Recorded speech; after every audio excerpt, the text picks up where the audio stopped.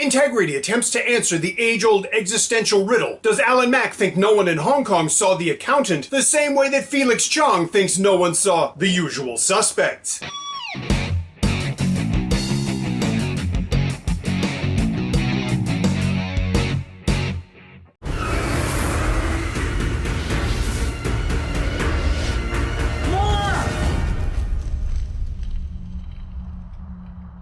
Hi, welcome to the Silver Spleen. My name is Ian Kilmister, and this is my review of Integrity. It's been a very long Chinese New Year movie season in 2019, and here we are finally at number 7, and I've saved the worst for last. A long time ago, e.g. 2002, Hong Kong's film industry was still known for making smart, taut, energetic films like Infernal Affairs, which Alan Mack co-wrote with Felix Chong and co-directed with Andrew Lau Wai-kung. But that was then, and this is now. More recently, Alan Mack co-wrote the Overheard trilogy and co-directed Extraordinary Mission. But at least with Extraordinary Mission, he can claim that he had to meet a much different set of rules given the guidelines of the mainland China film market. And don't get me wrong, I enjoyed Extraordinary Mission. Conversely, there's really no excuse for his recent local films being so brain dead. The Overheard trilogy leaves plausibility bound and gagged in an empty shipping container somewhere in the New Territories. And Integrity recently popped in to shit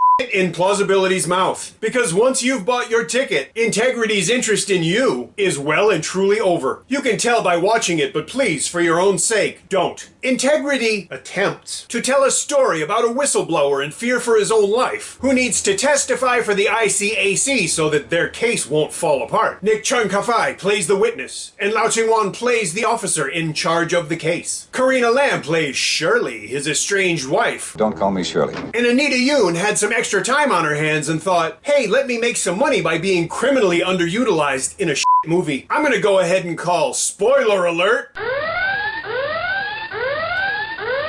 right now, especially since spoilers will be slightly necessary to show you what a clumsy, dumb mess this movie really is. How bad is this movie? Well, apparently Alan Mack and Felix Chong are fighting with each other in the media over who's to blame. On the bright side, this movie lets you know right from the opening that it's a poorly conceived mess. And I'm not just talking about the Emperor Slug. As the movie opens, a key witness is hiding out in a hotel room. He's in fear for his life. We know that because he says, I'm in fear for my life. 2 ICAC agents are there to protect him. The doorbell rings. The man in fear for his life says, oh, I ordered room service. I'll get it. The 2 intrepid agents just sit at the table and keep reading their magazines. What's the worst that can happen? It's just room service, right? So the witness absconds to Australia, where all the white people have American accents. It's almost as if they were dubbed, because all white people sound alike. So Chung Ka-fai's character banished to Australia because the actor who portrays him directed The Trough takes up residence in a hotel. He has a potentially fatal medical condition that requires life-saving medication, which, naturally, he somehow misplaced. Because it's not important enough to always keep it at hand or, always remember where it is, because it's, life-saving. It's either that or perhaps the writer of this film is a big fan of Doors singer Jim Morrison. You're all a bunch of fucking idiots!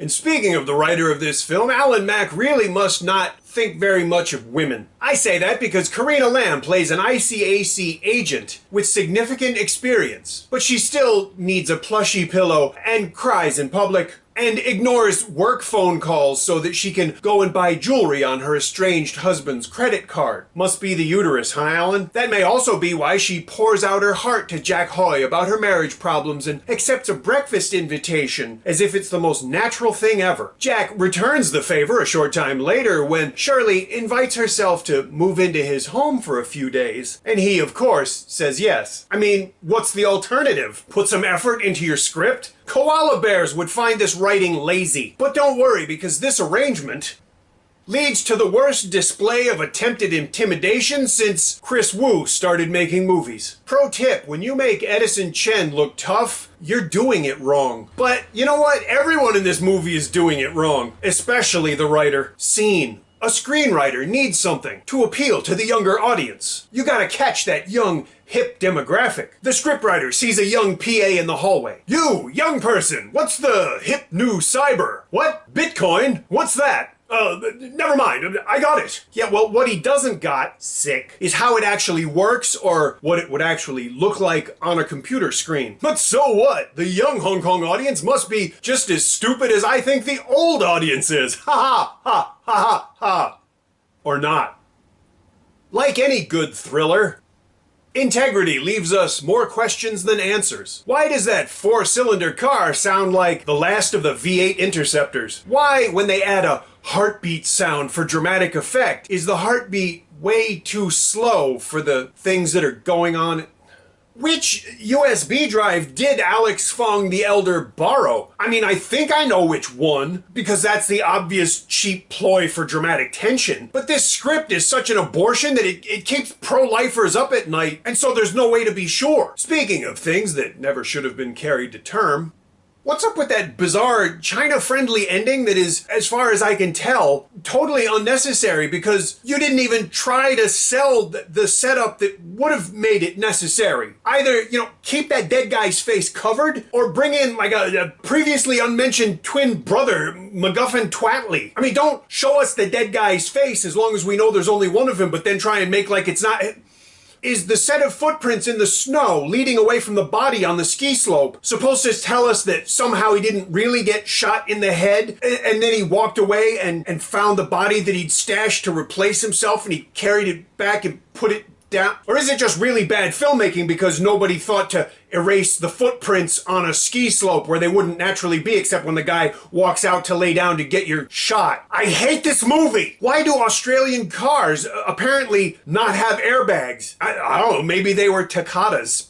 I found that name by doing a search on the internet, the cyber thingy. It took less than a minute, which is also where I found out, although I already knew, that while a particular type of vehicular collision is in fact called a T-bone, after the steak, that doesn't mean that the two cars in the accident end up at a perfectly oblique 90 degrees to each other. They do fit in the frame better that way, though. I guess I gotta give you that. On an OCD level, it's almost impressive. And after all, Integrity really wants us to be impressed with it. I mean, just listen to it. The music is always too loud. You will be impressed! Yeah, or deaf. The only thing I was really honestly, sincerely, positively impressed with was the recurring title card that told us how many days were left in this interminably awful story, and I clung to it like a drowning man. Anti-aging digital effects in your movie are no better than anti-aging disorders as a plot device. Using budget VFX to make your two stars look younger in an utterly pointless flashback, whose only logical function could be making Gavin O'Connor want to call his lawyers, just makes this movie look worse than it already did. And with Integrity, that's really saying something. Who knows? Maybe I just didn't like watching a movie where Lau Ching-wan and Anita Yoon were always mad at each other. It's not like it used to be. But, you know what? That explanation for my response is as plausible as anything else in this mess. I really didn't like this movie, and I didn't like it because I felt insulted by it. People aren't that unprofessional, and this is just an entire movie filled with nonsensical garbage, and that's why I don't want you to watch it. Don't watch it in the cinema, don't watch it on a streaming service, don't watch it on a DVD or an airplane, don't watch it on your phone. Still don't steal it, just because if you're gonna steal something, that thing should have value, and this has none, so don't steal it. Okay? Besides, why am I always so fixated about money? I have no idea, but things have value. To me, a film should have some kind of dramatic value, some kind of narrative value, some kind of entertainment value,